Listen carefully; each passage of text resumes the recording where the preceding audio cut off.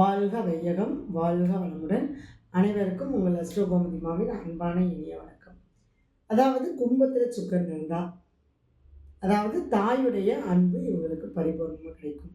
தாய் தந்தை இருவருடைய சொத்து, அவங்க மூலமாக கிடைக்கக்கூடிய சுகபோகங்கள், இது எல்லாமே இவங்களுக்கு கண்டிப்பாக கிடைக்கும்.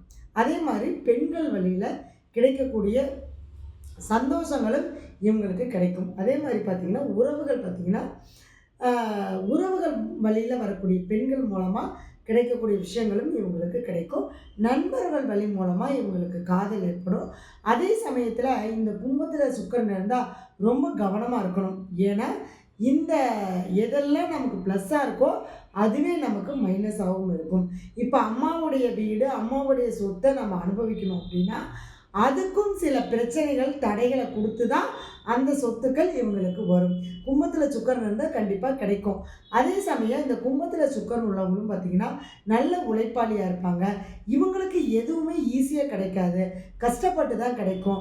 இவங்க பார்த்திங்க அப்படின்னா பெண்கள் மூலமாக ஆதாயத்தை அடைவாங்க.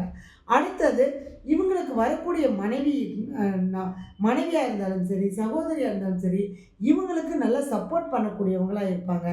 இவங்களுக்கான மைனஸ் என்ன அப்படின்னு பார்த்திங்கன்னா அதாவது சமூகத்தில் சில விதிகளை மீற வச்சுருவாங்க இந்த கும்பத்தில் இருக்கக்கூடிய சுக்கிரன்.